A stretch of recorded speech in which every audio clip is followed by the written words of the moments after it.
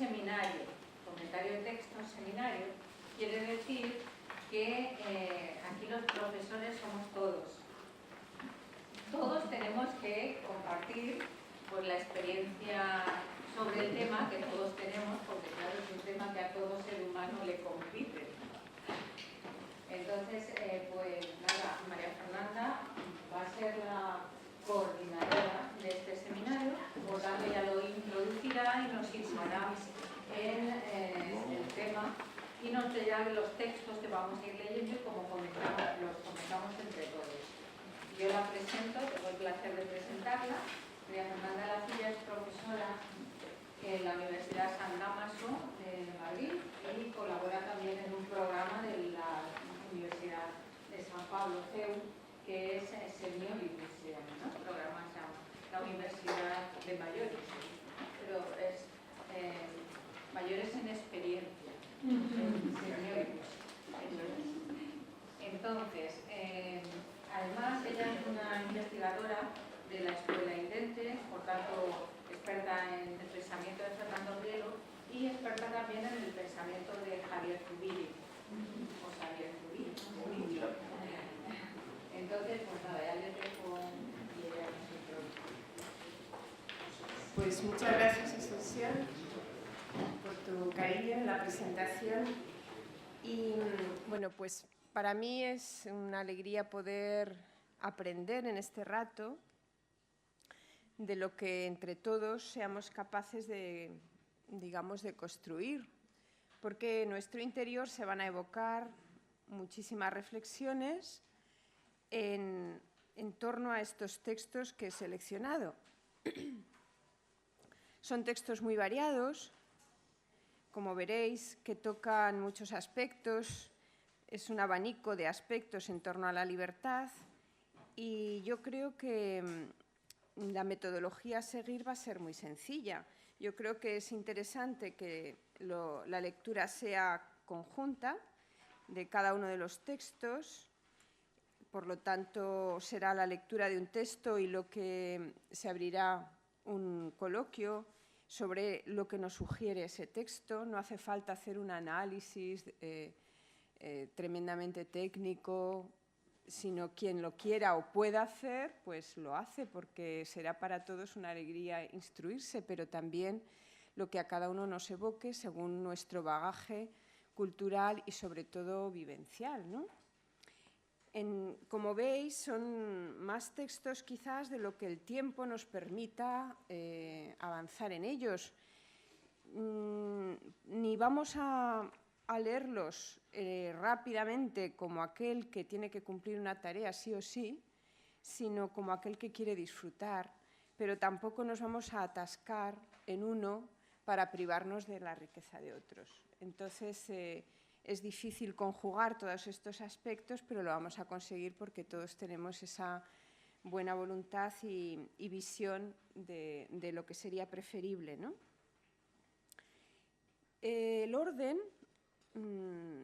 pues el que está aquí en el cuadernillo, no sé si es el que obedece al mejor criterio. En principio he dudado del orden de los textos. Al final me he inclinado por poner primero el más antiguo, que es el de Marco Aurelio, el famoso filósofo emperador. Y bueno, pues vamos a proceder a ello.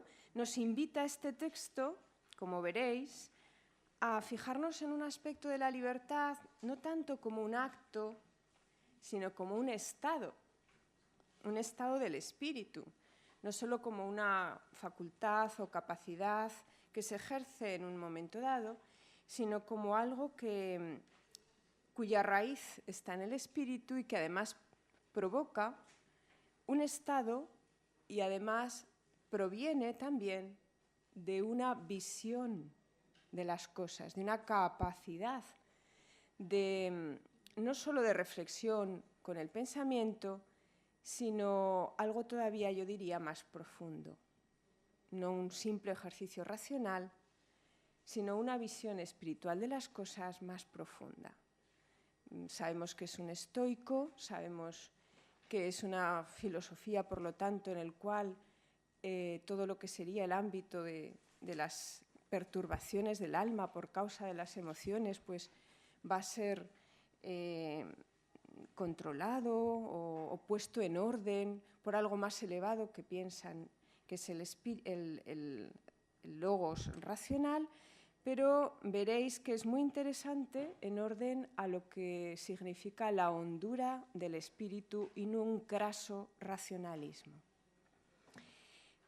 Bueno, pues empiezo por leer el texto, pero seguramente que en otros os pida a alguno de vosotros que lea. Buscan ellos para su retiro casas de campo, playas o montañas, cosas que tú también solías desear anhelosamente. Todo esto, empero, es de una extrema vulgaridad. Estando en tu mano el retirarte en ti mismo a la hora que te diera la gana. En parte alguna encontrará el hombre un retiro más tranquilo ni más desocupado que dentro de su propia alma, y sobre todo cuando en ella encierra todo aquello sobre lo que baste inclinarse para adquirir de pronto el buen reposo, por el cual no quiero decir otra cosa sino el buen orden. Date pues de continuo a este retiro y renuévate. Dispón para ello de máximas breves y fundamentales, que tan pronto como se te ofrezcan, bastarán para excluir toda pesadumbre y te restituirán libre enfado a los cuidados a los que has de volver. ¿Qué es, en efecto, lo que te irrita? ¿La ruindad de los hombres? Pues reflexiona una vez más que los vivientes racionales nacieron los unos para los otros, que la paciencia es parte de la justicia, que sus faltas son involuntarias y que cuantos hasta aquí se combatieron, se recelaron, se odiaron y se traspasaron con sus lanzas, yacen postrados o reducidos a cenizas. Déjate, pues, de airarte. Pero quizás llevas pesadamente la parte que te ha sido asignada en el todo. Pues recuerda la alternativa, o la providencia o los átomos. Y todo aquello por lo que se te ha demostrado que el mundo es como una ciudad. Pero ¿lo del cuerpo te afecta aún? Piensa que la mente, una vez que se recobra a sí misma y reconoce su propio poder, no se mezcla con las conmociones leves o ásperas del soplo vital.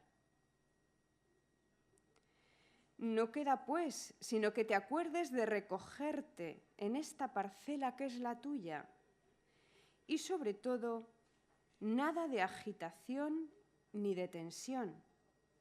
Sé libre y mira las cosas como varón, como hombre, como ciudadano, como viviente mortal. Entre las máximas que más a mano tengas y bajo tus ojos, que estén estas dos. La una, que las cosas, no tocando el alma, sino quedándose inmóviles y afuera, sus turbaciones no le vienen sino de la opinión interior. La otra, que todo cuanto ves, y no bien se ha mudado, ya no es. Tú mismo ten siempre presente de cuántas transformaciones has sido testigo. El mundo es cambio y la vida opinión. Es un texto rico, ¿no? En medio de todos los quehaceres que nos traemos en nuestra vida cotidiana, todo lo que se reflexionó el primer día, ¿no? Esa esclavitud en la que estamos sumergidos. Cuántas veces efectivamente tenemos esta tentación que él llama vulgar, de extrema vulgaridad, que es irte del lugar donde estás para ir, pues para de alguna manera cambiar de escenario y ver si se reponen tus fuerzas, ¿no? Bueno, él nos propone otro viaje, diferente. Bien, tenéis la palabra. Es un estado y ciertamente es una libertad que podemos conquistar, pero depende de un Estado. ¿Qué es? Sí. Ese tiempo, me hace daño ser libre y mirar las cosas como varón, Sí. como hombre, como ciudadano, 3 veces. O sea, que Sí. podría haber dicho ya como hombre, que hemos estado ayer y hoy hablando Sí. del hombre, nosotras menos mal que no hemos participado en lo mal que está hecho el mundo. Porque somos mujeres, pero es que ya 3 veces, sí, aunque sea Marco Aurelio. Es que... 4 como presidente, por favor, ya remate. Bueno, Sí. ese comentario que... Sí, no, yo sabía que ahora nos hiere la sensibilidad. Efectivamente, no cabe duda que es una conquista la amplitud de la reflexión sobre lo que es la persona y lo que significa que todos somos de una dignidad absolutamente excelsa, hombres y mujeres, ni esclavos, ni libres, etcétera. Todos sabemos la conquista que esto fue por parte del cristianismo, pero en el mundo griego, pues la conquista era más el ser ciudadano, no el concepto de persona, como hijo de Dios, sagrado. Pero bueno, estamos en el tiempo que estamos. Es lamentable, pero ahí es su carencia. Sí. Pero también, en defensa de los estoicos, fueron los primeros que plantearon la humanidad como una familia, como una gran familia, y fueron anteriores al cristianismo. Sí. Ahora, también como defensa, Marco Aurelio era emperador, y Epícteto, que es otro gran estoico, era un esclavo. O sea, ahí vemos también la dicotomía que hay en este pensamiento. Y lo otro, bueno, que, no sé, bueno, yo creo que muchas veces, hoy en día, a veces se intenta buscar, bueno, hay técnicas de meditación y que son positivas. Muchas veces buscamos en la filosofía o en el pensamiento oriental, pero en el occidente ya existían los mismos estoicos, ya existía un ámbito filosófico que miraban hacia el interior. Un poco imposible también vivir ajeno a cualquier tensión, pero bueno, o sea, a mí la verdad es que no sé por qué me encanta leerlos en el verano, quizás porque implican el reposo, ¿no? Y en fin, siempre lo relaciono con el verano. Bueno, con el sol también, aquí falta el sol, pero bueno, en fin, simplemente es eso. Más sugerencias. José María, querías... Es una libertad, ¿no? Una libertad, como muy bien se está diciendo de los estoicos, ¿no? Hay una frase justum ad tenacem propositivirum si fractus silabati orbis impavillum feriem rumne, ¿no? Es al hombre justo y tenaz en sus propósitos, aunque se resquebraje el orbe, impávido le encontrarán las ruinas. Es un estilo estoico que verdaderamente, claro, la libertad pues, es conseguir ese estado de inmutabilidad del espíritu. Y claro, esto tiene sus recortes también de la libertad, no es una libertad auténtica, ¿no? Está llevada por la ideología estoica, es reductiva, en este sentido reductiva, y no es potenciante, ¿no? Y al final pues es quedarse inmóvil. Pero no sé si se oye o tenemos micrófono. No, sí se oye. Sí. por supuesto tiene un valor que es la virtud, ¿no? Vivir la virtud, pero la virtud ¿para qué? ¿En función de qué? De ese estado de inmutabilidad. No sé, eso es lo que se me ocurre. Por aquí, Yo Antonio. simplemente quería, sugiere que el concepto de libertad para el estoico y concretamente para Marco Aurelio se identifica en definitiva con hazte o mollese o idéntico a la naturaleza. O sea que libertad como algo distinto pues no entra en esa tesitura. Yo creo que libertad ni sea, el concepto es otra cosa distinta. O sea, ellos, o lo identifican mejor, perdón.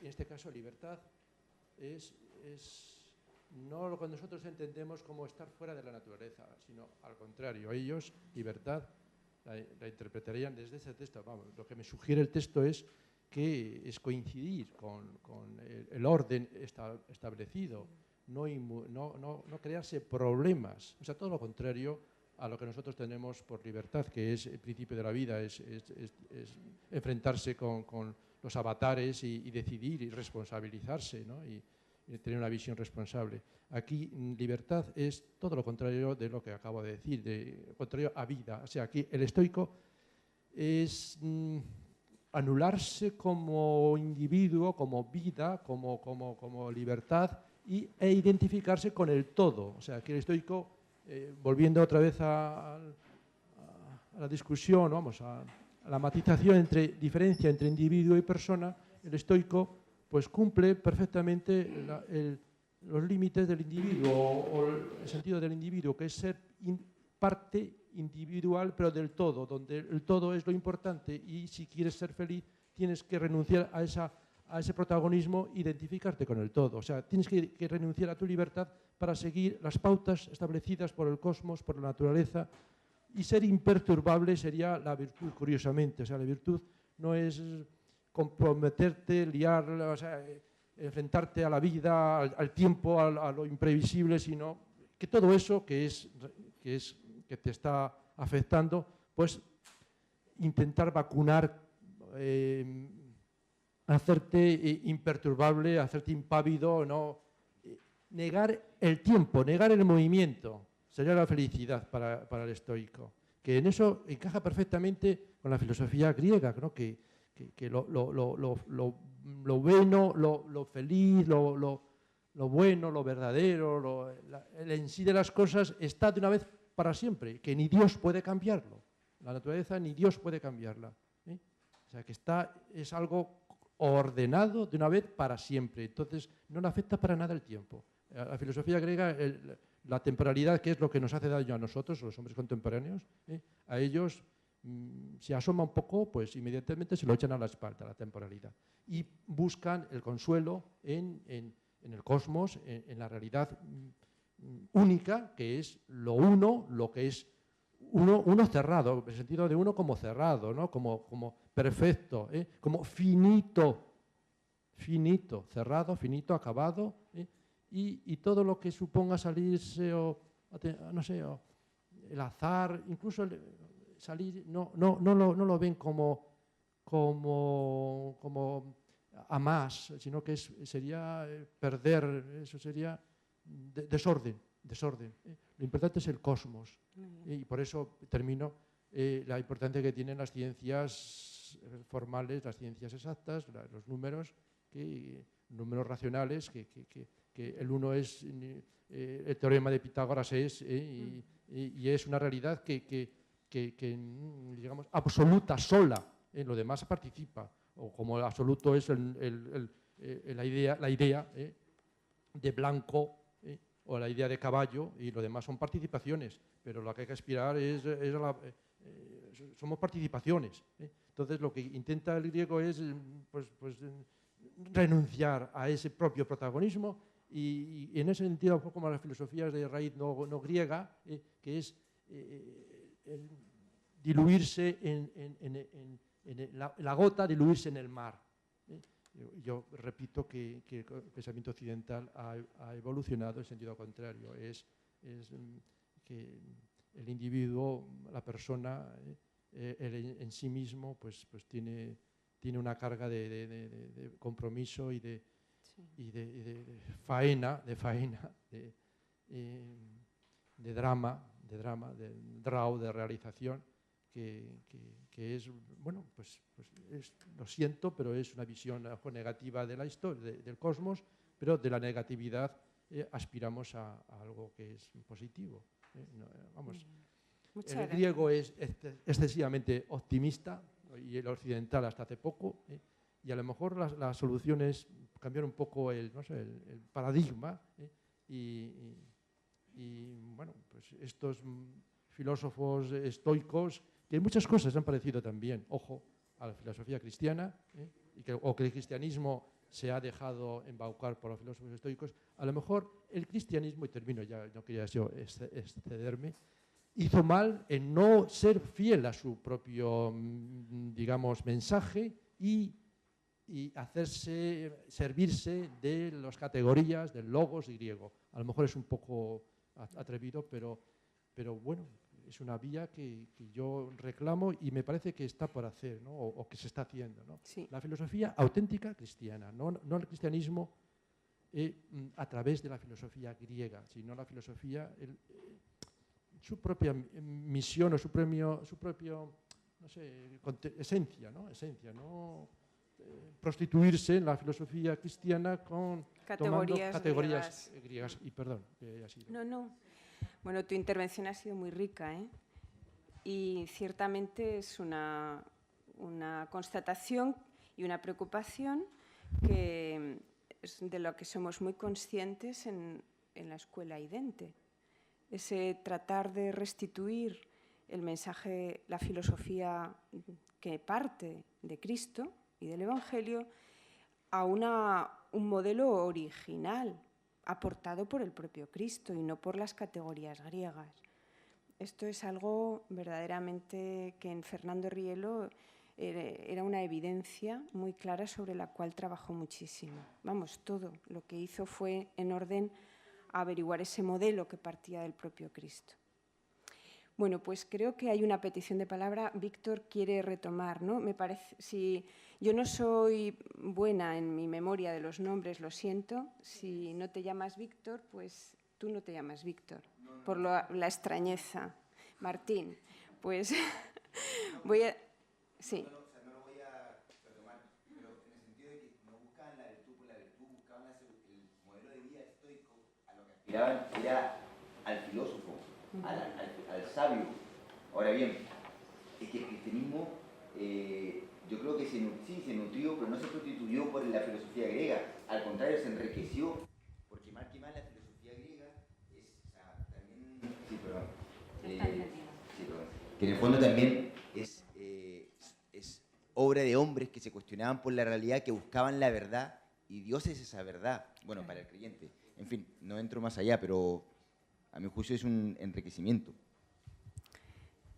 Los que lo hicieron fueron titanes para hacerse entender en el marco que les correspondía en ese momento. Y evidentemente su labor es encomiable. Otra cosa es si las categorías prestaban el mejor servicio a lo que querían, a lo que el propio Cristo quería manifestar. Pero en todo caso, pues lo hablaremos, ¿no? Porque no es para seguir adelante, ¿no? Bien, otra intervención. Sí. Id diciendo vuestro nombre si queréis, así nos vamos conociendo y reconociendo todos. ¿Qué hay? Yo me llamo Mauro. Mauro, gracias. No sé si vas a pasar ya de texto, y antes de que pasaras de texto me gustaría decir algo, ¿no? Yo creo que habéis estado hablando de conceptos, pero la palabra no sería ataraxia. El ideal de la vida del sabio estoico era la voluntad de tener una vida con lo poco, con la renuncia, ¿no? Es decir, la libertad consistía en la renuncia, teniendo en cuenta que con lo poco se podía tener una vida digna, ¿no? Creo que esto ha salido en alguna ocasión a lo largo del curso. Y también conectando con lo que ha dicho Martí, esto también influye evidentemente en cristianos tan importantes como Fray Luis de León. Estoy pensando, por ejemplo, en la Oda a la vida retirada, que aquí le viene la influencia evidentemente de Horacio, aunque ya sabemos que el texto de Horacio era irónico, ¿no? El poema de Horacio. Y me gustaría decir también otra cosa en relación con este texto, y es que en la relación entre filosofía y literatura, este texto también sería muy importante porque, a pesar de que normalmente decimos, ¿verdad?, en teoría de la literatura, que el género ensayístico comienza con Montaigne, este texto, los pensamientos de Marco Aurelio, pueden entenderse como un precedente del género ensayístico. Y de hecho, si uno lee los ensayos de Montaigne, se ve fuertemente la influencia del pensamiento estoico. porque la escritura ensayística es una escritura en donde uno reflexiona sobre sí mismo, sobre su vida, por lo tanto también sobre su libertad, ¿no? Y bueno, eso es lo que quería aportar, ¿no?, en relación con este texto. Pues muchas gracias. Sí, hay dos peticiones más. Pues Juana, sí, y luego Carmen. Una cosa muy breve también, pero que creo que nos recuerda. La tradición estoica en toda la filosofía, en la literatura española, es indiscutible, ¿no? Y por decir un dato, que me lo ha recordado ahora Mauro, María Zambrano va desde Séneca, ella habla más de Séneca, pero le dedica un artículo, si María Ángeles se acuerda, a Marco Aurelio, pero no lo recuerdo tanto. Pero la Celestina, Jorge Manrique, llega hasta Quevedo, ¿no? Por lo tanto, algo hay, lo decía también Menéndez Pelayo, ¿no? Hay algo de estoicismo en el pueblo español. Y otra cosa que a mí siempre me ha llamado la atención de los estoicos es, y lo habéis dicho, ¿no?, toda esa propuesta aparentemente, o no es aparente, es racional, pero también nos descubren todo lo de emocional que hay en la inteligencia humana. Porque muchas veces decimos racionalismo, porque lo ha comentado Antonio, ¿no?, es la adecuación de la persona a la ley natural, pero no es solo o todo es racionalismo, ¿no?, sino que hay mucho de descripción de nuestros deseos, ¿no? Eso es. Carmen. Bueno, pues el mío es un comentario muy breve y bastante simple. Está basado en el penúltimo párrafo del texto, donde dice: pero lo del cuerpo te afecta aún. Piensa que la mente, una vez que se recobra a sí misma y reconoce su propio poder, yo subrayaría este par de palabras, su propio poder, no se mezcla con las conmociones leves de la vida diaria. Quiero decir que el gran poder de la mente, nos puede ser de una inestimable ayuda en la vida diaria para controlar todas estas asperezas que se nos presentan de la vida diaria. Es decir, poniendo un ejemplo práctico, un buen día te puedes levantar pletórica de vida, de proyectos, de ilusiones, y 2 días después o al día siguiente, sin que nada haya cambiado exteriormente, ninguna circunstancia adversa, pues el ánimo está ya más decaído. No te sientes lo mismo. Entonces yo creo que aquí, si ejercitamos realmente nuestra mente, que posiblemente implique un entrenamiento, y racionalicemos el pesar o la pesadumbre de ese día, pues podremos superarlo de esa forma, es decir, yo puedo, no hay nada externo que me afecte, que me aflija, que me aprisione, que me encadene, que me encorsete. Entonces, yo desde ahora mismo me propongo levantar mi ánimo y sentirme tan bien como me he sentido en días anteriores. Esa observación tan simple es lo que me ha sugerido a mí este párrafo. Eso era solo. Pues voy a cerrar el texto con una pequeña reflexión que me ha surgido a tenor de lo que habéis dicho, ¿no? Yo creo que efectivamente se puede leer en versión moderna, en versión de la inteligencia emocional o en otras claves de lectura, ¿no? En muchos de los usos y costumbres de nuestra sociedad que quiere, en medio de la actividad, pues hacer ese control a través del yoga o a través de filosofías budistas, etcétera, ¿no? Yo siempre he pensado que todo eso, que desde luego no es malo, sino que descubre claves de nuestra interioridad. La carencia que he encontrado es que están centrados en el propio individuo, es decir, yo quiero buscar por mí mismo y para mí mismo esa paz. Evidentemente eso es bueno, pero olvida al otro. Y ese otro compromiso del cual hablaba antes Antonio, ese compromiso que es el amor, es otra clave ética, donde efectivamente a veces tienes que prescindir de tu propia, vamos a decir, paz en el sentido de correr riesgos, de afrontar dificultades que evidentemente no te son agradables por amor y que ciertamente logran una libertad, entiendo que de una calidad mayor. Es decir, que más que buscar la propia paz o elevación del alma, que está muy bien, ¿no? El recogimiento que pone las cosas en su sitio, que no huye de la absolutización de las cosas, pero todavía preferible es ese compromiso, ese riesgo, ese bien superior que supone el amor a la propia paz personal. Bueno, vamos a pasar otros, porque ya os digo que son bastantes.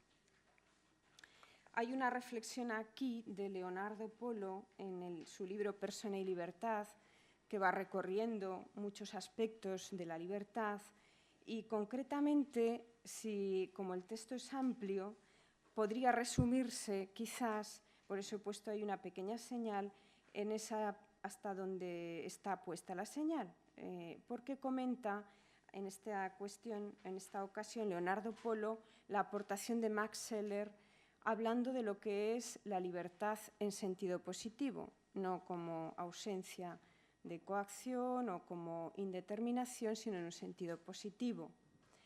Y es muy curioso, ya lo leemos y luego veréis cómo se resuelve una crítica que se hace cuando se compromete la libertad por algo, que muchos tachan a eso de has perdido tu libertad. Aquí veremos cómo resuelve ese planteamiento. Si alguien que tenga el micrófono quiere dar lectura, por ejemplo, Ascensión, que tiene el micrófono en este momento. Otra observación se podría hacer al respecto, también tomada de Max Scheler. Es una completa equivocación entender la libertad de un modo negativo, como indeterminación. Evidentemente, la idea de indeterminación es una idea negativa. En cambio, el concepto de libertad tiene que ser positivo. Pues bien, si alguien hubiese resuelto hacer siempre lo mismo en condiciones idénticas y si esta resolución fuese renovada en cada caso, entonces no cabría hablar de ninguna manera de indeterminación. Más aún, podríamos estar completamente seguros, en la misma medida en que fuese intensa tal determinación, de cómo va a actuar el sujeto. Podríamos dudar en la medida en que la resolución de actuar siempre de acuerdo con una ley y de hacer lo mismo en condiciones idénticas no fuese lo suficientemente firme o pudiésemos sospechar que alguna vez se debilitará.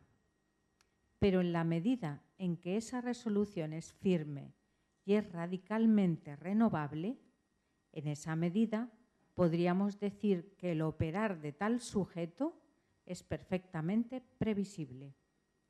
Al tiempo, habría que decir que cuanto más resuelto estuviese y cuanto más renovase la resolución, más libertad habría. Dicho de otro modo, una conducta es tanto más previsible cuanto más libre, lo cual quiere decir que una conducta es tanto más libre cuanta más fe se puede tener en que no se va a desviar por situaciones externas o por motivaciones cualesquiera. Esa es la fuerza que tiene la interpretación de Max Scheler. Bueno, el texto sigue y es muy bello, vamos, muy interesante, pero si os parece suficiente con esta pequeña referencia a ese ámbito o formulación de la libertad en un sentido positivo. resulta paradójica, ¿verdad? Porque parece que contradice a la opinión común de las personas cuando dicen que una conducta es previsible, por lo tanto, pues que le falta esa espontaneidad, que da libertad como espontaneidad, ¿no?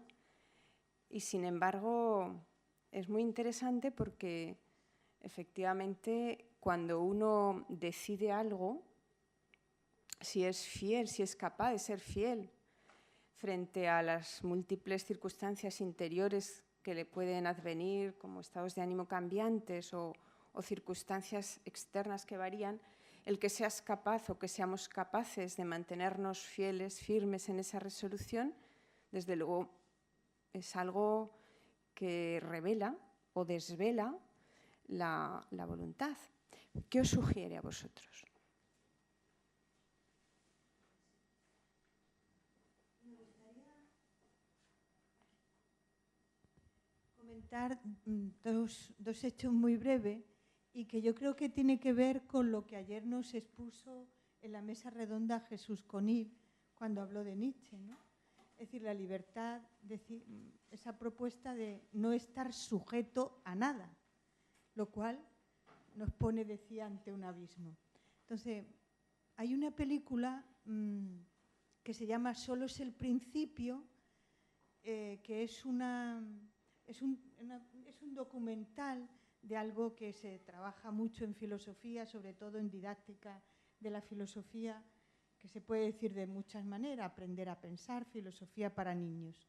Es una maestra, si tenéis ocasión, en YouTube se ve solamente un poquito, pero existe la película.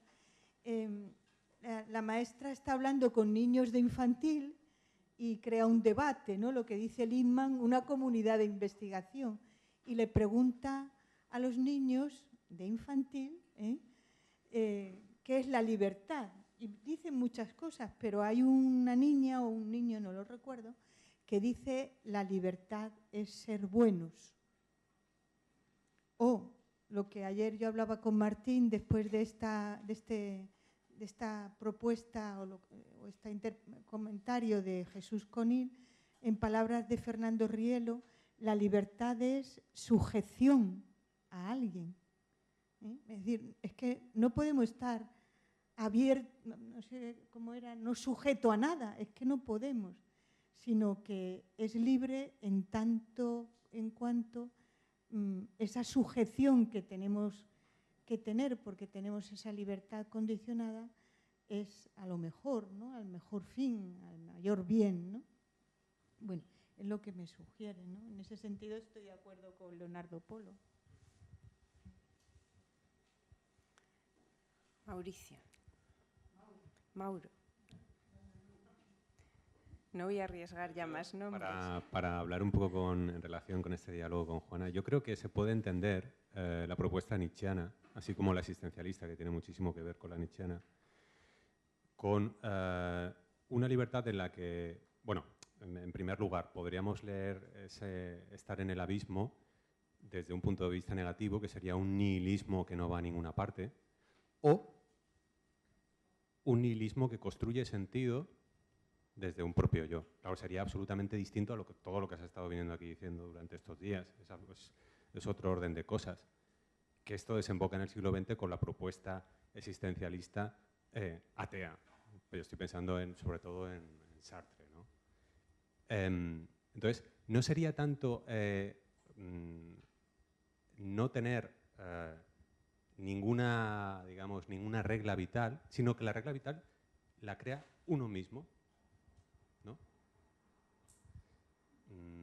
Y por cierto, también hubo existencialistas católicos, es cierto, ¿sí? Y de hecho se ha hablado aquí de ellos.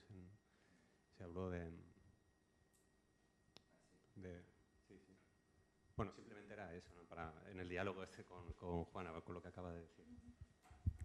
José María. Perdón. Sí. Porque ayer citaron dos ejemplos de este ser libre, y a mí me parecen ejemplos gratos y totales de libertad. Uno era Sócrates, o sea, que eligió la muerte por el bien de la polis, y bueno, y a mi juicio el mejor ejemplo que tengo es el de Cristo. O sea, en la cruz. Ese es un ejemplo muy claro de libertad. O sea, que la libertad no es hacer lo que yo quiera, o sea, no es hacer todo lo que yo quiera para mí, sino que siempre, como ustedes decían, una libertad ante alguien. Es responsabilidad ante alguien, ¿no? ¿Y por qué? Y en relación también a lo que... Yo no puedo volar. Yo, Martín Rocha, no puedo volar, pero no por eso soy más libre. O sea, yo puedo hacer todo lo que puede hacer una persona, pero que pueda hacer una persona. O sea, y estoy invitado a la perfección como persona. Y entre más cerca a esa perfección como persona, que es limitada, pero será como persona, seré más libre. Bueno, en fin. Así es. Muchas gracias.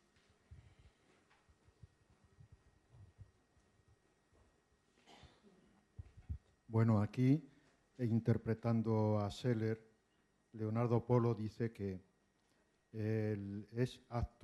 libertad es actuar siempre de acuerdo con una ley, ¿no? En las mismas condiciones, cuando se dan las mismas condiciones y además poniendo voluntad, poniendo hábito, etc. Entonces es cuando uno se siente libre. Y yo diría que es todo lo contrario, eso no es la libertad, ¿no? Es decir, depende también de qué se entienda por libertad, ¿no? Y la libertad de indeterminación, por supuesto que no existe esa libertad de indeterminación. Y una cosa positiva que he visto es lo positivo de la libertad, ¿no? Aquí en este texto. Es cierto que siempre hay que mirar lo positivo, pero ¿dónde está lo positivo de la libertad? ¿Por qué está formada la libertad? ¿Por un interés determinado?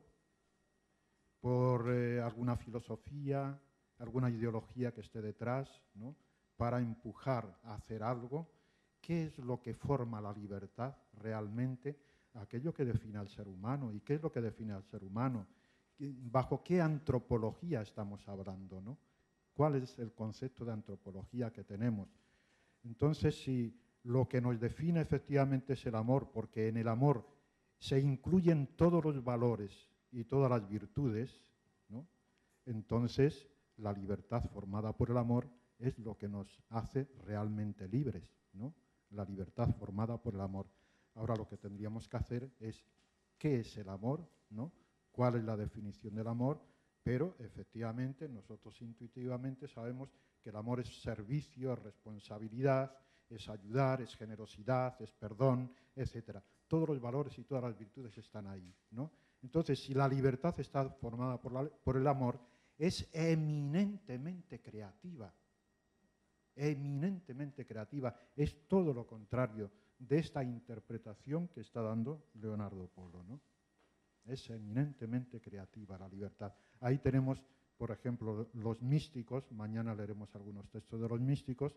Los místicos son eminentemente libres, se sienten libres, ¿no? Pero son eminentemente creativos y además es lo improvisorio, lo imprevisto, ¿no? Siempre las reacciones propias de ellos son imprevistas, no son como está diciendo aquí, es todo lo contrario, ¿no? Entonces la libertad formada por el amor es eminentemente creativa. Esto es lo que vendría a decir Fernando Rielo a este respecto. Yo creo que efectivamente la definición más positiva de la libertad es la que acabas de decir.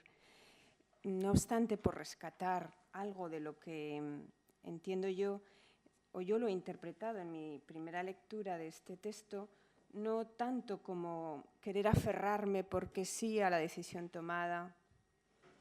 En ese sentido, ser previsible sería como encerrarme y absolutizar esa decisión y darla como un valor absoluto y obrar por ella, cuanto el hecho de que mantenerse, claro, evidentemente, en una decisión que no es solamente por una idea cualquiera, sino en virtud de algo como lo que tú has dicho, ¿no? En virtud de algo que es una decisión formada por el amor, en tanto en cuanto ahora mismo entiendo que eso me va a ser mejor, que es el bien mayor, pues ser capaz de perseverar en ello, aunque me surjan dificultades, externas o internas. Y en ese sentido, entiendo que podría también tener este texto ese valor, ¿no? de que esa falacia que a veces se dice, ¿no? Pues bueno, tú eres muy previsible, porque efectivamente has tomado una decisión, has invertido tu capacidad de optar en la vida y ya te has privado de otras capacidades. Pues no.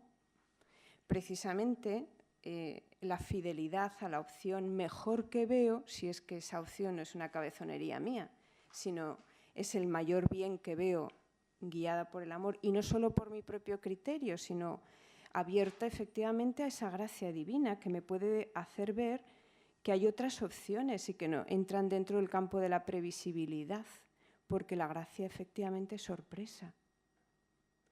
Pero la fidelidad no se opone a la libertad. En ese sentido lo interpreté yo, pero me alegro que hayas mejorado esta interpretación, ¿no?, positiva de Max Scheler. No sé si hay alguien que quiera decir algo más, porque si no pasamos al siguiente texto. El siguiente texto también he puesto ahí unas señales.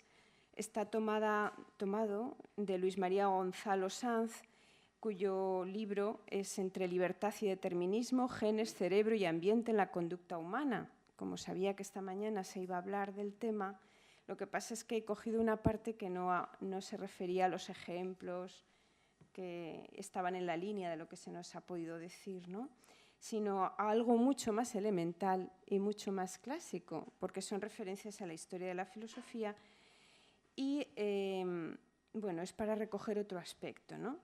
Y yo, si os parece, aunque habla de Aristóteles al principio, partiría de lo que dice aquí en relación con Santo Tomás y hasta la otra señal que he puesto, si os parece, ¿alguien tiene el micrófono? En esta ascensión lo va a pasar a alguien seguramente, para que no sea ella la lectora. Felicidad.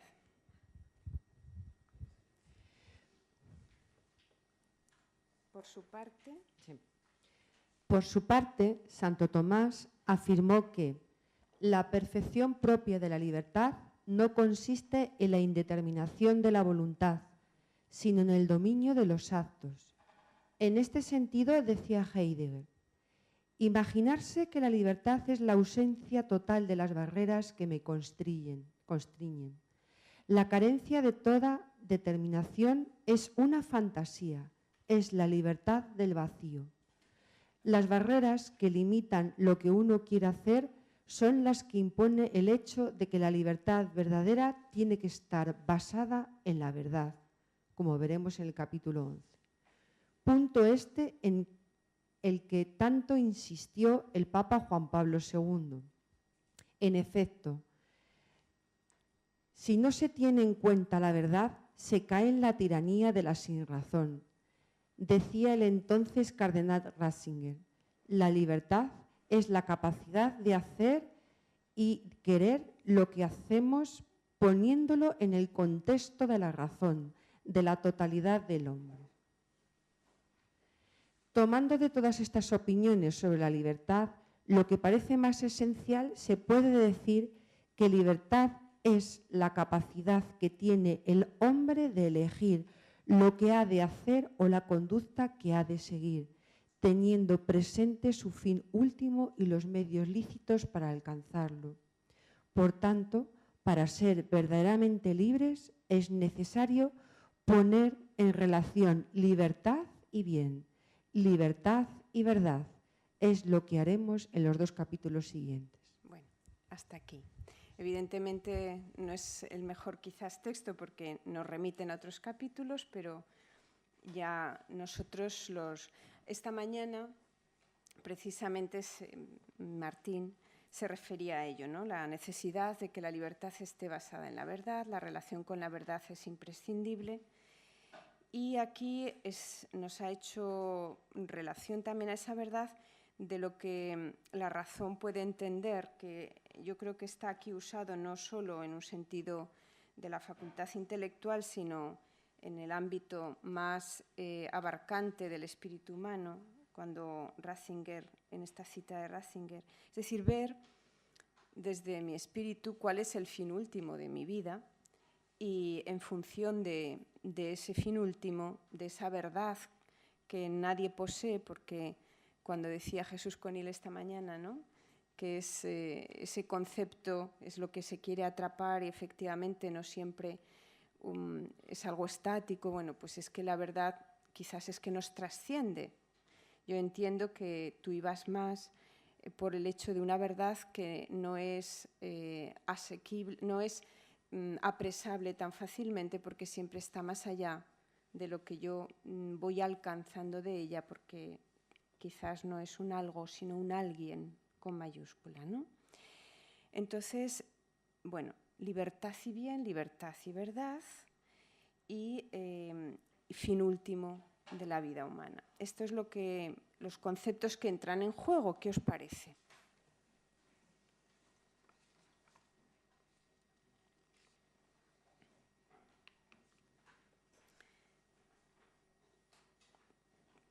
Está claro que va diciendo que no es la indeterminación, ¿no? En varios textos se nos habla de que no puede ser la perfección de la libertad la indeterminación de la voluntad, sino algo más. Bueno, mientras los demás se animan, como acabo de estudiar un tema parecido de Ratzinger, pues creo que este texto hay que ampliar un poco la idea para que se entienda bien lo que significa, ¿no?, esa totalidad del hombre, porque en lo que entiendo, totalidad del hombre se refiere a que el hombre tiene muchas dimensiones y entre ellas está toda la dimensión de la historia presente, pasada y futura, todo el cosmos, la naturaleza en el que está implicado y su relación con lo trascendente, ¿no?, que está inhabitando en él y es una relación constitutiva que hay en él. Entonces, la libertad se entiende dentro de todos esos contextos en el hombre. No es una libertad cerrada, sino, por tanto, una libertad abierta a todas esas dimensiones. Yo creo que así se ve, ¿no? Mejor. Se Muchas entiende gracias. mejor. Sí. Muchas gracias.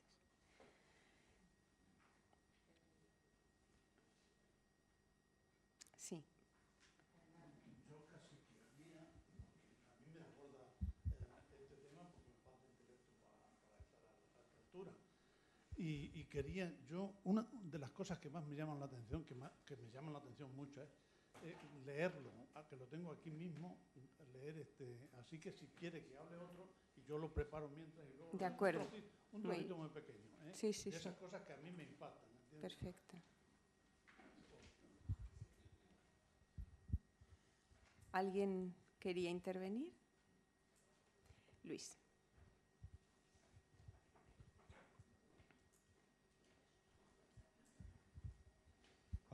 Yo solamente decir lo que se habla aquí de la libertad y la verdad, ¿no?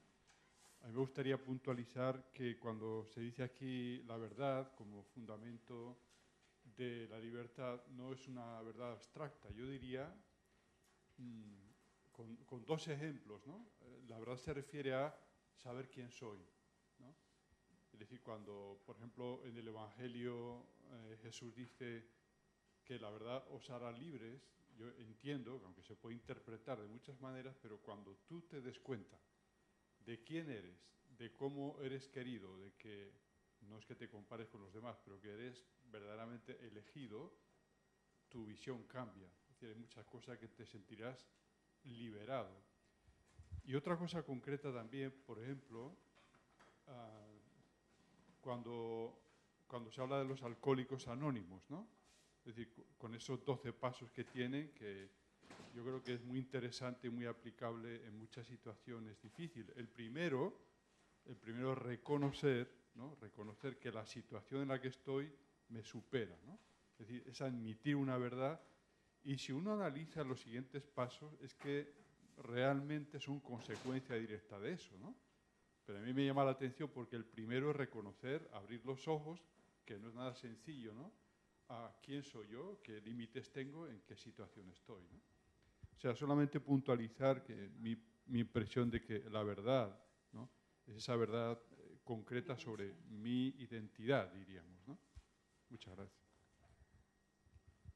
Muy bien. Vamos a ceder el micrófono Fernando, ¿no? Fernando. De todos modos, yo sobre la verdad también, cuando me dicen, ¿tú crees en Dios? Digo, en algún sitio tiene que estar la verdad, porque en este mundo están las verdades, y las verdades de cada uno no son la verdad. Bueno, y ahora voy a leer esto, voy a leer fuerte para tanto para que no tengan idea.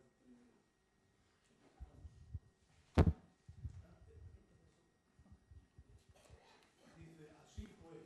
¿Acaso por primera vez en mi vida, yo que se supone medito todos los días, tomé una lámpara y abandonando la zona en apariencia clara de mis ocupaciones y de mis relaciones cotidianas, bajé a lo más íntimo de mí mismo, al abismo profundo de donde percibo confusamente que emana mi poder de acción.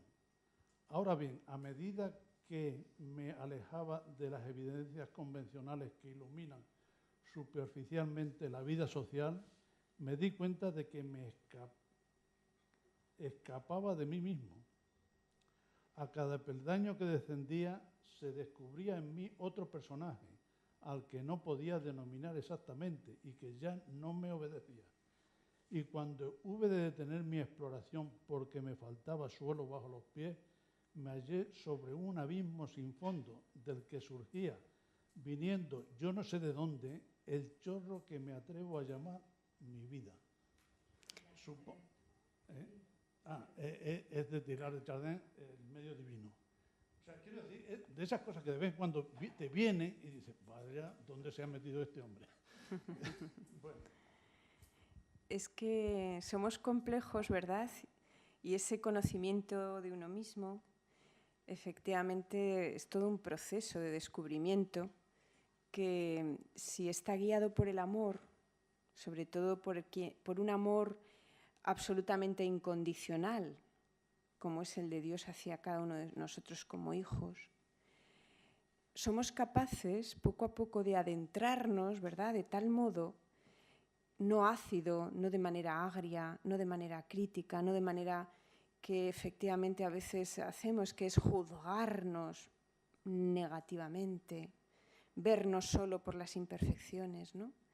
Y en ese caso, cuando somos capaces de guiar ese ámbito de intimidad, pues desde el amor, ahí uno descubre efectivamente algo que le libera de tantas cosas ante los demás y ante sí mismo, efectivamente. ¿Cuál era tu reflexión? Yo que Dios da poquitas cosas, porque también, por ejemplo, San Juan de la Cruz, en ese me encelaste y fuiste herido, dejándome herido, o sea, un poco aquel que se atreve a andar meditando como sea, por la oración como sea, por determinados caminos, Dios se le da, le paga 100 por uno, que es lo que aproximadamente yo vengo a entender con estas cosas. Y yo luego después, por otra parte, me da la impresión de que vivimos en general en idolatría.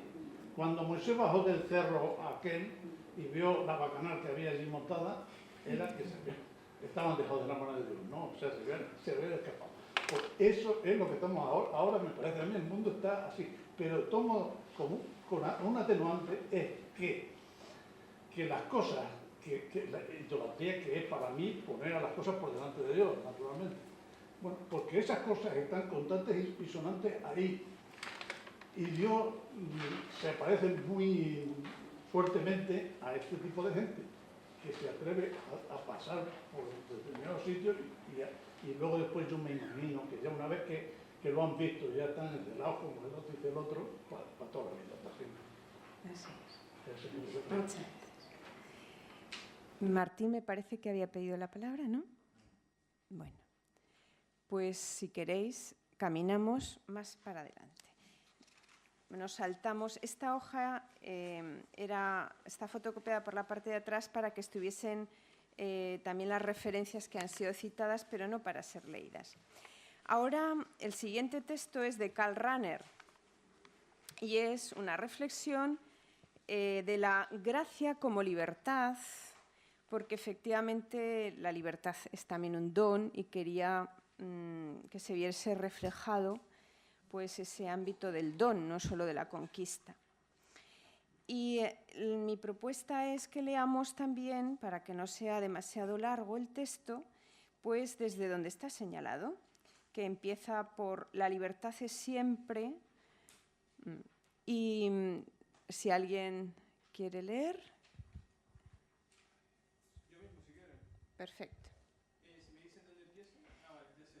La libertad es siempre la... No me falta micrófono, yo soy un tío... Muy bien, de voz potente. Para la guerra. La libertad es siempre... Es para la grabación, sí.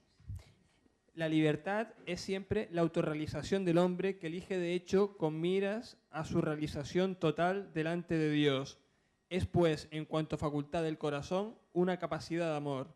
Si preguntamos cuál es el acto fundamental del hombre, en el que puede compendiar todo su ser y toda su vida, el acto que lo abarca todo y puede comprender en sí todo aquello que se llama hombre, vida humana, bienaventuranza y desesperación, vulgaridad y momentos sublimes, pecado y redención, pasado y futuro. La respuesta no resulta desde luego tan evidente, pero realmente es esta: el amor a Dios, y solo a Él puede abarcarlo todo. Únicamente Él coloca al hombre delante de aquel sin el cual no sería más que la conciencia terrible del vacío y la nada radicales. Solo el amor es capaz de unir todas las fuerzas contradictorias del hombre, porque las puede dirigir hacia Dios, cuya unidad e infinitud crean en el hombre aquella unidad que reúne la diversidad de lo infinito, sin suprimirla. Solo el amor permite que el hombre se olvide de sí mismo. ¿Qué infierno si no lo logramos? Solo Él puede liberar hasta de las horas más oscuras del pasado, pues posee en exclusiva el valor de creer en la compasión del Dios Santo. Solo Él no se reserva y por eso mismo puede disponer del futuro, que por lo demás el hombre siente la tentación de evitarse, por la angustia de su finitud, por la que ha de mostrarse cauto, pueda amar también esta tierra juntamente con Dios, y así integrar en ella todo el amor terreno de cara a la eternidad. Ni se le acabará el valor porque ama a aquel a quien nunca le ha pesado haber corrido el riesgo de esa misma tierra de pecado, maldición, muerte y corrupción. El amor a Dios es la única integración total de la existencia humana y solo lo entenderemos en su verdadera dignidad y grandeza que todo lo abarca, cuando hayamos comprendido y barruntado que el amor debe ser el contenido del momento de eternidad temporal y por ende el contenido de la eternidad que nace de Dios mismo. Hasta aquí. Un texto bonito, ¿no? Bueno, no voy a adelantarme yo porque si no evito que vosotros saquéis lo que queráis decir. Así es que tenéis la palabra. Sí. Bueno, es una reflexión de todo lo que se está dando, porque nos vas llevando hasta llegar al final, que es lo que creo que es lo que quieres conseguir, ¿no? Que es la verdad del todo. Entonces, yo me voy a anticipar un poquito a mi versión, que es lo que yo creo. Yo expongo esto: la negación de uno mismo y encontrar en el otro a él mismo, que no es otro que Cristo, es cuando se traspasa el umbral de la libertad. En ese momento no deja de ser, en ese momento deja de ser importante lo que es la libertad, porque adquiere el contexto de encontrar la verdad, del uno, que somos todos juntos, de la mano del Espíritu Santo, llegamos a Cristo, que es la puerta a la verdad. Para mí es el final. Todos unidos, si traspasáramos ese umbral que es el amor, si todos fuéramos uno, desaparecería, no haría falta la libertad porque seríamos ya todos libres. Entonces llegaríamos a esa puerta que Dios nos abre para llegar a esa verdad que Él nos ofrece, que es el amor, en realidad. El amor como la libertad más perfecta como amor. Exacto, es que ya lo dice el Evangelio, o sea, si tienes todo pero no tienes amor, no tienes nada. Entonces, ¿qué otra cosa que no buscar el amor en el otro? Es la negación a uno mismo. cuando encuentras el amor en el otro. Si tú no te niegas a ti mismo, no encuentras el amor en el otro. Siempre te ves a ti, no es el ego. Siempre se ve a uno mismo, las cosas que le hacen falta, las cosas que quiere, las cosas que anhela. Entonces, hasta que uno no se niega a sí mismo y ve en el otro a Cristo o a él mismo, lo que le gustaría a él, entonces no adquieres esa libertad. Siempre hay condicionamientos. El hombre se pone condicionamientos a su alrededor y va en busca de una libertad que no existe. Solamente la existe cuando la transgredes, cuando te olvidas de ti mismo. Cuando saltas esos límites ya no hay límites porque la unidad prima. Exactamente. Ya no te hace falta la libertad porque tú ya eres uno con el todo. Ya estás integrado en la verdad. Pero solamente pienso que es de la mano del Espíritu Santo el que te guía, el que te da esa oportunidad. Y claro, para eso hay que pedirla. Para eso pedid y se os dará. Para eso hay que desearla, hay que anhelarla, hay que buscarla. Entonces, hasta que no encuentras eso, lo demás es todo bla, bla, bla, bla, bla, bla.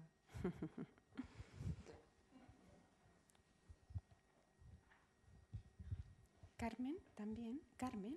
Merche. Perdón.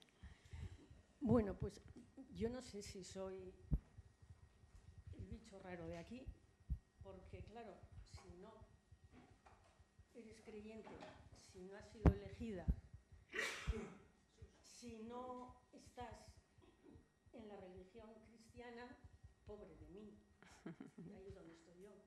Entonces, ¿qué quiere decir? Que si no es por el Espíritu Santo, hace mucho que no había oído hablar de la Santísima Trinidad desde el colegio. Entonces, a todas las demás personas, a todas las demás buenas personas, no digo que sea yo, pero a toda la solidaridad, a todos los derechos humanos, a toda la historia de la humanidad, a todos los sacrificios, a todas las muertes por liberar a las demás personas, al género humano, que es la internacional, entre comillas, ¿dónde dejáis todo lo demás? No es excluyente, es incluyente. No, efectivamente, el amor es universal y la libertad es universal. Efectivamente, a veces entendemos la fe como un elemento de separación. Y es una mala comprensión de la fe, porque efectivamente no puede ser nunca el amor arma arrojadiza, y la fe creo que se convierte en amor si es sabia o apunta al amor. Y no puede ser nunca elemento de separación, sino la superación de toda separación. Pero efectivamente eso es una luz interior que se va abriendo paso. Y yo creo que habría que quitar muchos conceptos que tenemos acerca de las distintas religiones, entre ellas también la cristiana, porque nos distorsionan quizás la comprensión de lo que en el corazón humano hay de anhelo más profundo en todo ser humano, con todo el planteamiento que tenga, el anhelo más profundo de su ser ciertamente se resuelve, entiendo yo, que en esa bondad que lleva al amor.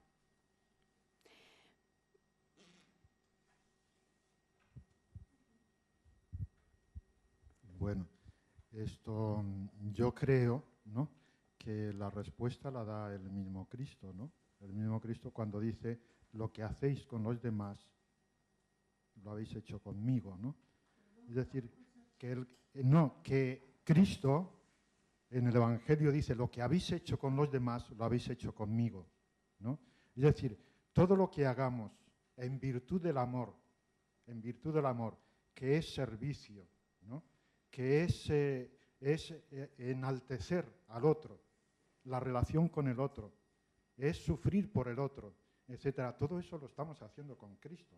Eso es para un cristiano, efectivamente. Y aquellos que no creen en Cristo, ¿no?, como si creyeran.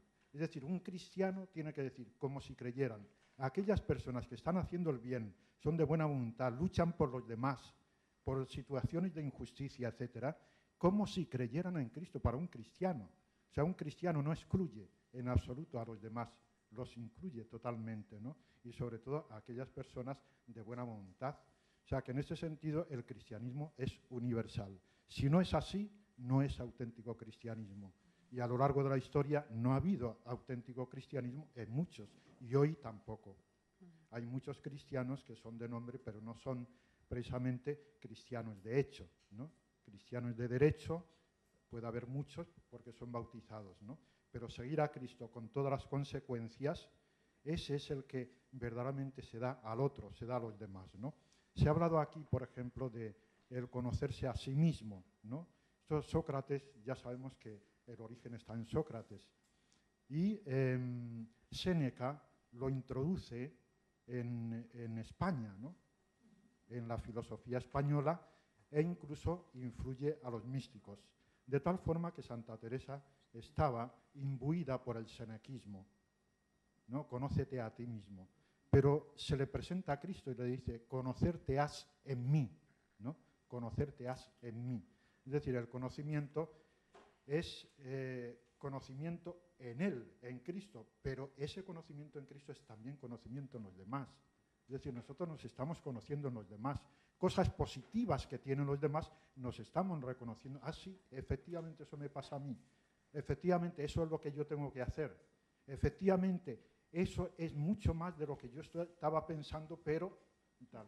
Es decir, en los demás nos tenemos que conocer también, ¿no? Ahora bien, el término último del conocimiento de nosotros mismos, ¿no? De cómo somos hijos de Dios, etcétera, claro que es Cristo, ¿no? Cristo es, decimos que es el Verbo encarnado, ¿no? Para los cristianos, los que creemos, ¿no? Y en una naturaleza humana que sufre como nosotros, tiene limitaciones como nosotros, resistencias, condicionantes, todo, como dice San Pablo, menos el pecado, todo pasó, ¿no? Todo lo pasó Él, ¿no? El sufrimiento, el dolor, el rechazo, todo lo habido y por haber, ¿no? Y murió, además, por dar testimonio de la verdad, ¿no? Dar testimonio del amor, dar testimonio de la entrega total, ¿no? Al ser humano, como el Padre le estaba diciendo, ¿no? Entonces, Él muere, ¿no? Y ahí está la humanidad de Cristo. ¿Qué es lo que nos está enseñando la humanidad de Cristo? Se ha hablado mucho del humanismo cristiano, pero no se ha hablado del humanismo de Cristo. Y eso es un problema enorme, ¿no? Yo pienso, ¿no? Es un problema enorme que no se ha hablado del humanismo de Cristo. No hemos leído el Evangelio en el sentido de lo que es el humanismo, como Cristo era humano no solamente con los apóstoles, con todas las gentes, ¿no? Cómo les daba de comer, cuál era su delicadeza, cuál era su entrega, cuál era su amor por todos, incluso por los fariseos, por todos, ¿no?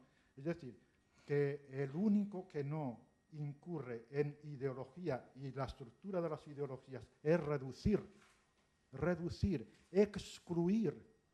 Las ideologías excluyen, reducen y fanatizan. Es decir, son intransigentes, ¿no? El único que no excluye, no fanatiza y no reduce es el amor.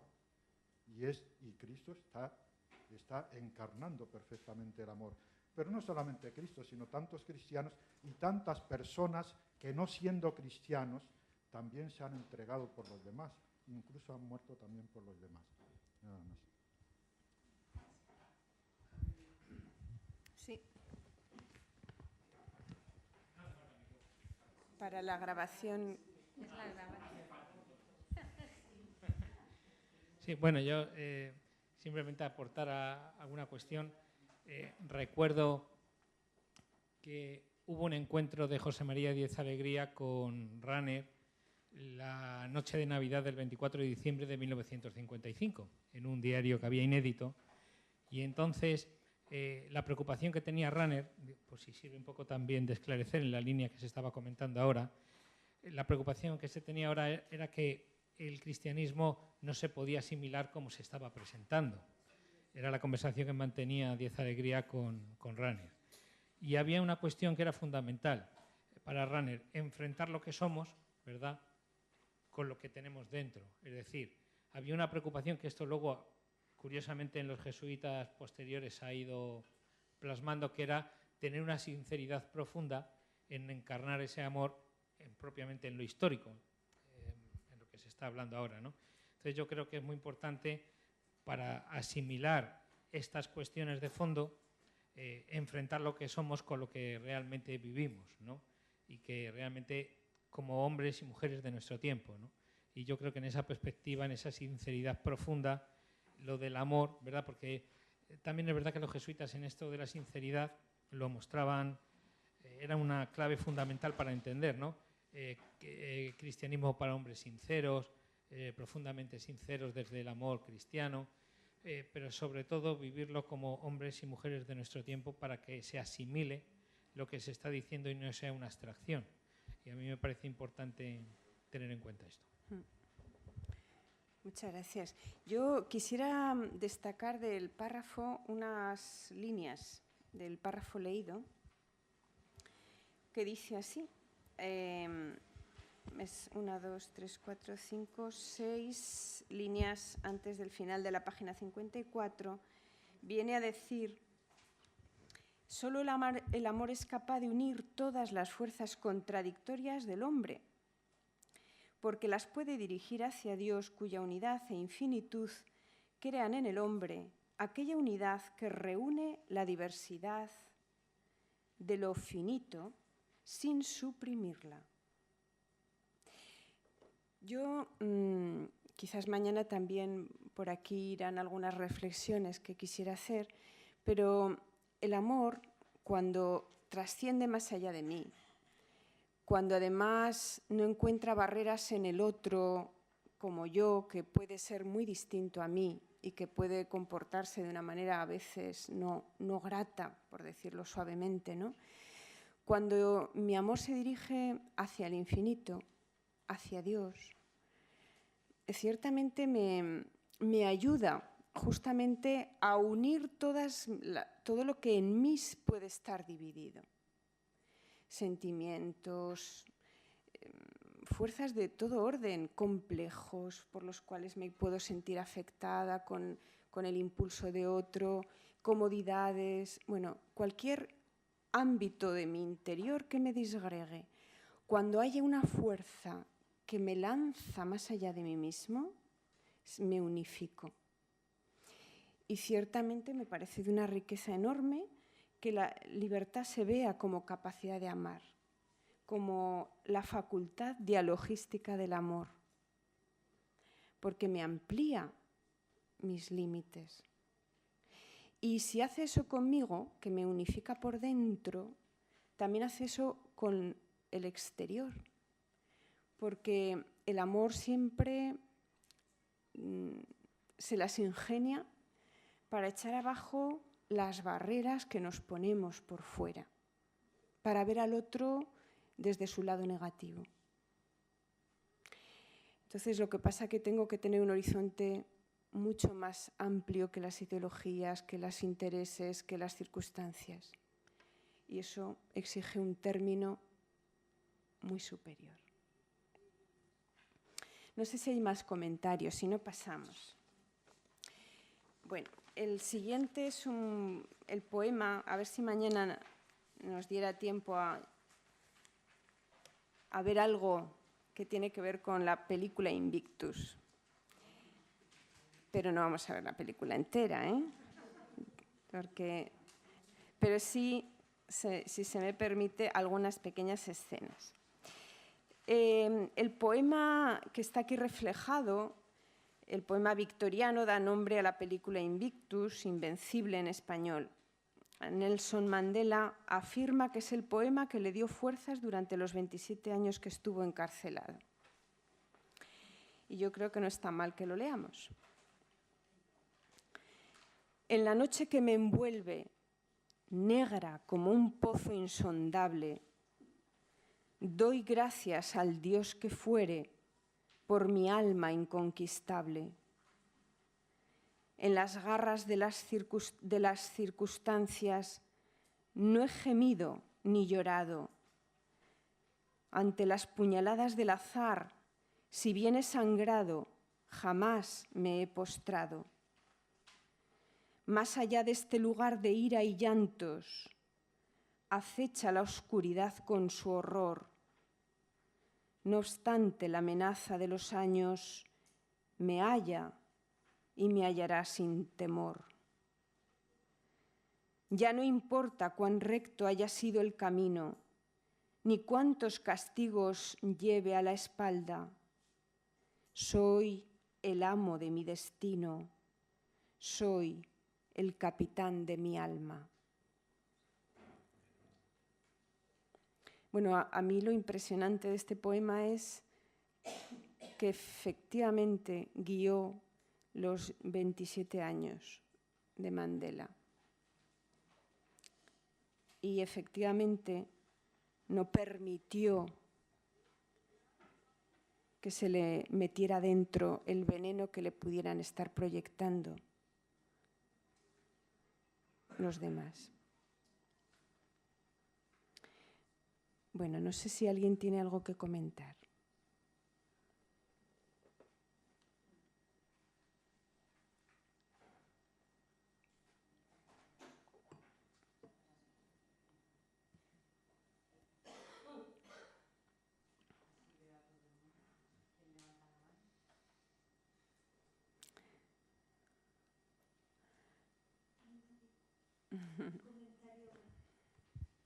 Después de ver la película de Invictus y leer una obra suya, claro, es impresionante, ¿no?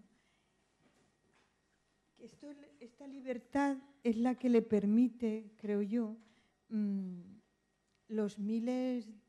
O sea, si tuvo peligros cuando estuvo encarcelado, por lo que dices del veneno, tuvo muchísimos también, ¿no? Cuando los suyos mismos les dice, perdonad la expresión, pero venían a decirle, ahora véngate, ¿no?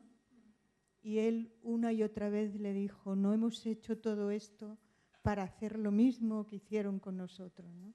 A mí, efectivamente, me parece que es esa libertad para poder construir algo muchísimo mejor que lo que hayamos, la experiencia que hayamos tenido, ¿no? Me parece impresionante todo lo que vino después, pero que no es sin lo que él pasó, ¿no?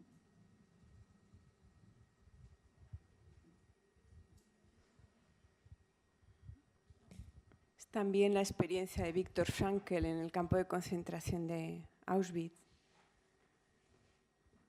En su libro, que seguro lo hemos leído todos, ¿verdad? El hombre en busca de sentido.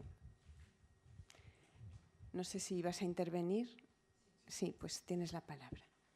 Bueno, yo no he visto la película Invictus, digo, y perdón porque me encanta Clint Eastwood, pero bueno, pero me quedo con, bueno, con los últimos dos versos, soy el amo de mi destino, soy el capitán de mi alma, porque me dejan reflexionando, decía, bueno, esto también se puede entender como el primer párrafo que leíamos sobre Marco Aurelio, como que se vuelca mucho a sí mismo.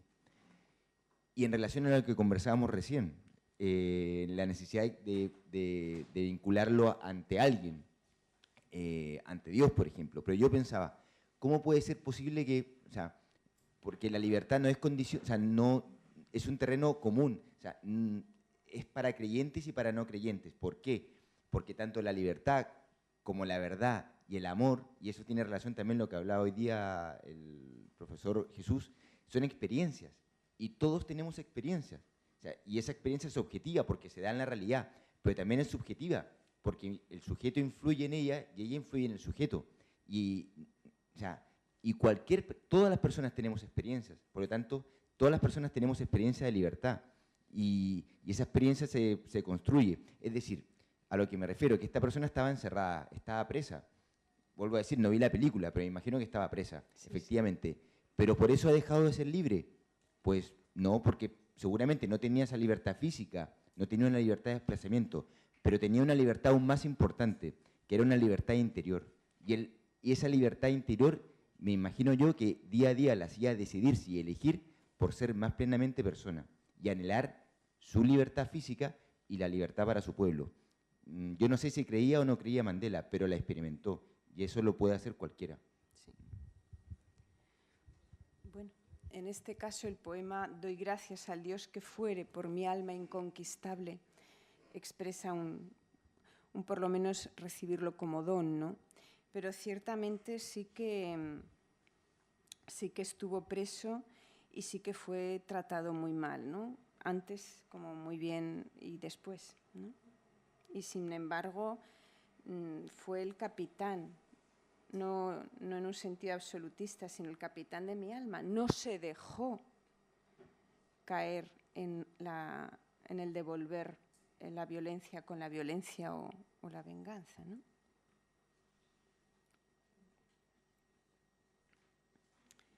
Carmen, sí. Como Mandela es un poco más de los míos, aprovecho un poquito. Aprovecha. Porque lo dice muy claro, al Dios que fuere. Y soy el amo de mi destino y soy el capitán de mi alma. Y toda esa fortaleza que tenía Mandela, como no hay que olvidar el contexto, su lucha revolucionaria cruenta, su cambio, la ayuda de todos los de su partido, la ayuda de su mujer en aquellos tiempos, luego es distinto, hasta de un carcelero. O sea, que todo eso a mí me hace la libertad de Mandela, que no le viene de alguien. Para mí el que te venga de alguien es un favor, la verdad es que es una suerte. Yo cuando mi madre tenía problemas iba a la iglesia, que además era muy católica practicante, le decía: Joama, es que tienes una suerte, te pones ahí delante del sagrario y allá, ¿no? Entonces, todo eso es lo que a Mandela le... Es que he visto la película además muchas veces y he leído bastante de él. Muchas gracias. Carmen, me parece que también querías. A ver si sitúo bien el micrófono, porque no lo hago nunca bien, ¿eh? ¿Qué tal ahora? ¿Así? Bueno. Pues se ha mencionado la palabra veneno por alguien en algún momento. Y entonces yo lo que creo que el verdadero veneno que le acechaba a Mandela era el miedo al derrumbe, o sea, el posible derrumbe. Pero claro, él se había librado de todos los miedos, absolutamente. Entonces, quizá apoyado también e inspirado por Dios en la máxima de Evangelio que dice: no temáis a los que matan el cuerpo, que no pueden matar el alma.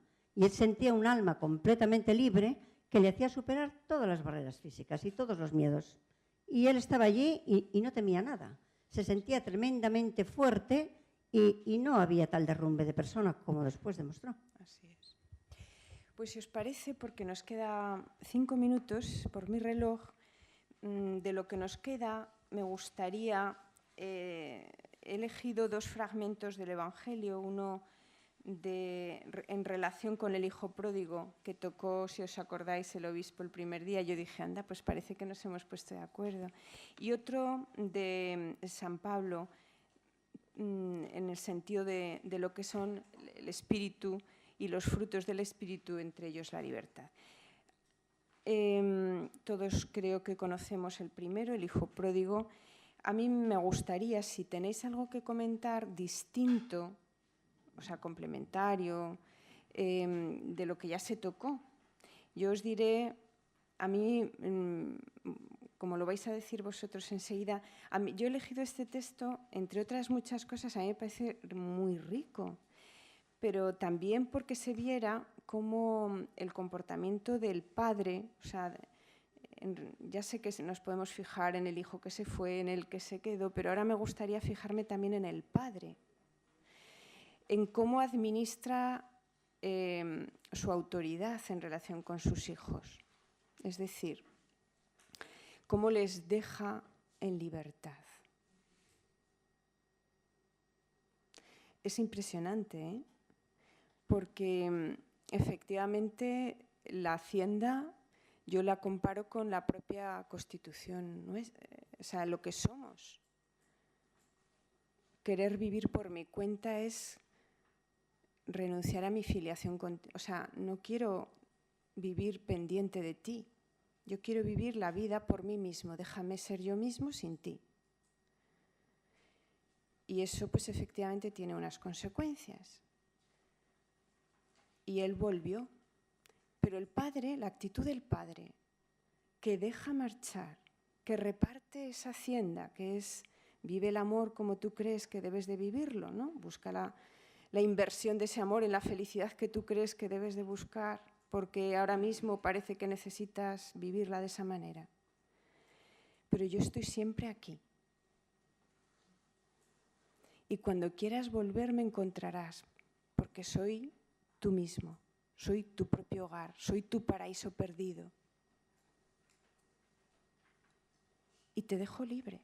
A mí me parece tan impresionante que por eso lo he traído. Pero adelante vuestras reflexiones. Sí.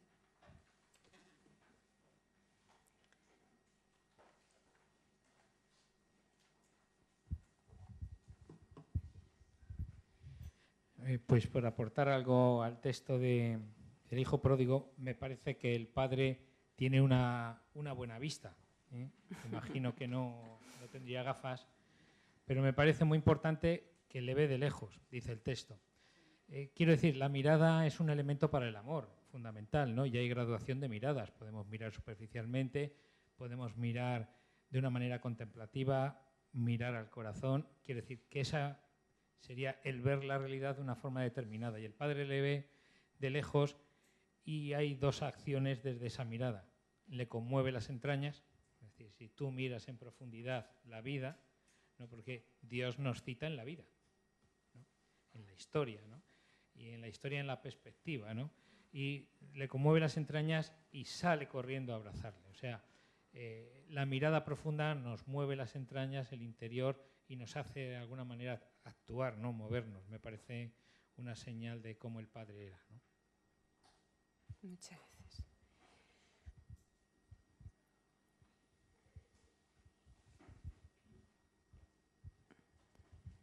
Adela. Bueno, a mí siempre me ha impresionado mucho el hijo pródigo, ¿no? Y sobre todo aquí es Dios misericordioso, ¿no? ¿Cómo quiere a todos y con qué amor? El que está lejos es que yo creo que es que le quiere más. O sea, él está deseando que vuelva, ¿no? Y es la impresión de esa misericordia, como él está mirando por la ventana o por donde, no sé, en la casa, hasta que el hijo regresa. Entonces me parece la misericordia, la grandeza de Dios para con todos, los que están fuera, los que están dentro, y cómo nos ama. Era nada más que eso. Muy bien.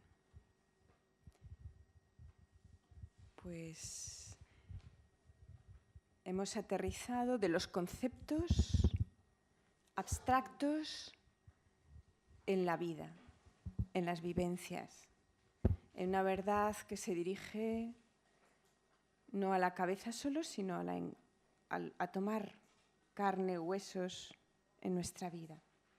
Y yo creo que esto es una conquista.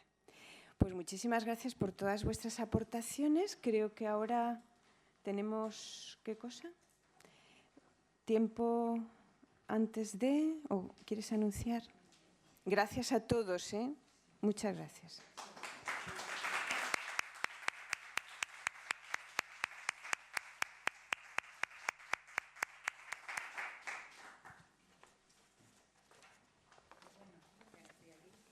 Ahora lo que queríamos es que José María va un poco a presentar el Congreso Mundial de Metafísica en el que colabora la Universidad Menéndez Pelayo y que se va a celebrar en noviembre en Salamanca, y también luego os anunciaremos el congreso que va a haber, el seminario que hay en Valencia también de la Universidad Menéndez Pelayo de los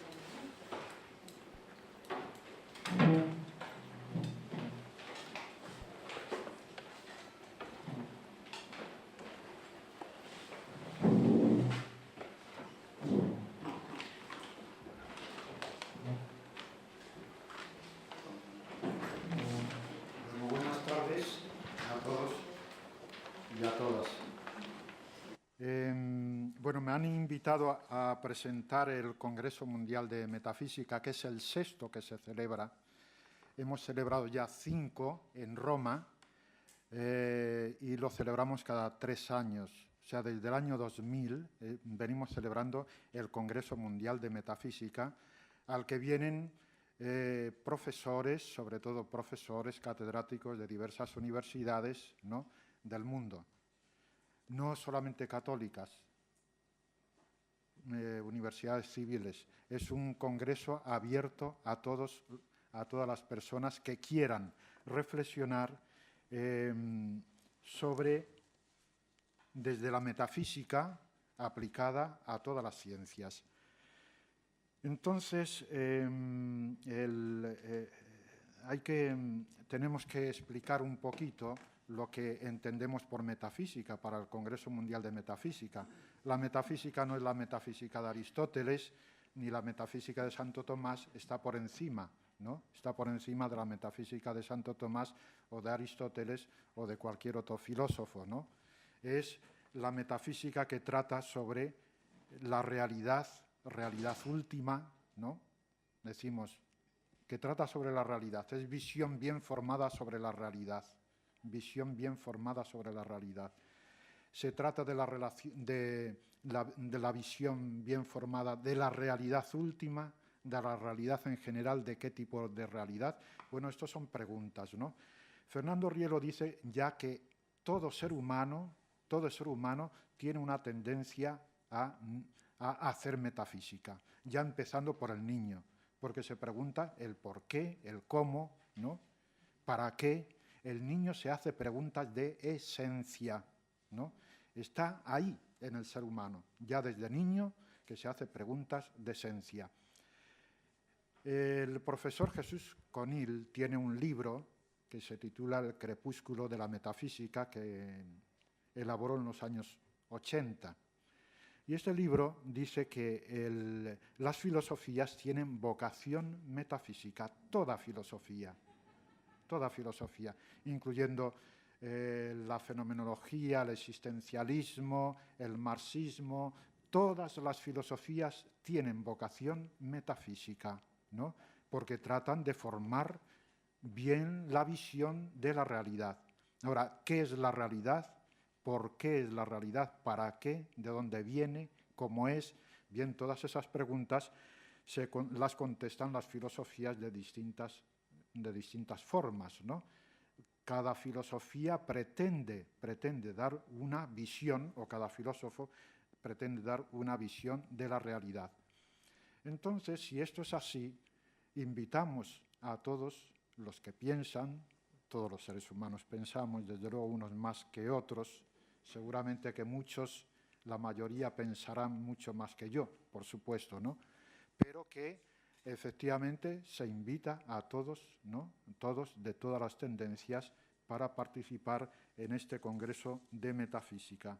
Este Congreso de Metafísica que tiene diversos apartados por los cuales pueden intervenir diversas personas de diversas tendencias. Metafísica y mística. Pueden intervenir las místicas orientales, otras personas que entiendan la mística seriamente, por supuesto, hay que ser serios, ¿no? Cuando se dice un Congreso Mundial de Metafísica, tiene que haber una seriedad. No cualquier cosa es metafísica, ni cualquier cosa es mística, ¿no? Entonces, la metafísica y mística, complementariedad de las dos disciplinas, complementariedad, ¿no? Necesidad de un modelo metafísico, la experiencia mística, su potencialidad, creatividad e integración. La metafísica necesita de la mística y la mística necesita de la metafísica, ¿no? Eso, el primer tema para aquellos que sean teólogos, filósofos, en fin, que les encanta la mística, etc. Otro, metafísica y conocimiento. Aquí entra comunicación, epistemología, límites del conocimiento, conocimiento y ciencia, para todos los interesados en la epistemología o teorías del conocimiento, o teoría de la ciencia también, ¿no? Metafísica y estética. Aquí entran las artes, la literatura, el deporte, el cine, etcétera, ¿no? Tienen también, ¿no? Tienen que estar abiertos. El arte está abierto a la metafísica, es decir, al pensamiento en profundidad, en la reflexión, porque es una expresión, el arte es una expresión de la realidad, cómo el ser humano vive la realidad, cómo se identifica con esa realidad, realidad última, ¿no?, en virtud de la cual da unidad, dirección y sentido a todo lo demás, la visión política, visión social, ¿no?, y todo lo demás aspectos de la realidad. La metafísica y ciencias experienciales, como son la pedagogía, la psicoética, la economía, la política, la sociedad, la historia, medicina, psicoterapia, psiquiatría, en fin, todo esto entra dentro de las ciencias experienciales. Fernando Riero distinguía ciencias experimentales y ciencias experienciales, ¿no? Las ciencias experienciales, ¿no?, no tienen como lenguaje la matemática y la medida y la técnica, sino las vivencias. Es el ámbito de las vivencias que tiene también una metodología como tienen también las ciencias experimentales, ¿no?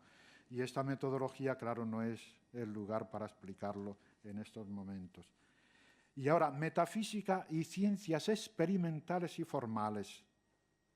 Es decir, la física, la biología, la neurología, la matemática, la lógica, todas estas ciencias. Es decir, que en este Congreso de Metafísica, claro, siempre con esa despertar, esa vocación metafísica que todo ser humano tenemos, ¿no? Por tanto, el científico que despierte también esa vocación metafísica que tiene para sabernos dar visión de la realidad desde su ciencia. Y para esto Fernando Riero determinó, ¿no?, hacer este Congreso de Metafísica dando cabida a todos, al diálogo. Y, como él decía, no a las ideologías. A las ideologías no es que no se dé cabida a las ideologías, sino que dice, las ideologías no dialogan, reducen, excluyen a los demás, excluyen y además son intransigentes, fanatizan, ¿no? Entonces lo que tenemos que hacer es el diálogo, escuchar, para enriquecernos mutuamente. Bueno, pues esto es una de las intenciones fundamentales del Congreso de Metafísica. Yo les invito a que asistan a este congreso que se va a celebrar en Salamanca del 22 al 24 de noviembre. Perdón, del 12 al 14 de noviembre.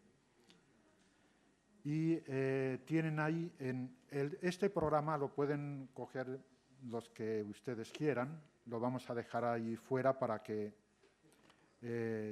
puedan enterarse. La sede del Congreso es la Universidad Pontificia de Salamanca. Las informaciones, donde tenemos una página web del Congreso de Metafísica, aquí está la dirección en el mismo programa y pueden ustedes escribir tanto al Congreso como al mail que se pone aquí, la dirección del mail del Congreso. Pues nada más, si tienen alguna pregunta acerca de este Congreso. Está claro. Y por último, están todos invitados. Están todos invitadas. Eso, por último, en 2 palabras, mientras llueve, para que no se mojen ustedes. Pues nada, decir que continuamos. El año pasado empezamos un curso de mística en la Universidad Internacional Menéndez Pelayo con sede en Valencia, y este año se llamó Diálogo de Místicas, tratando de ver todas las líneas, ¿no?, que se podrían poner en diálogo para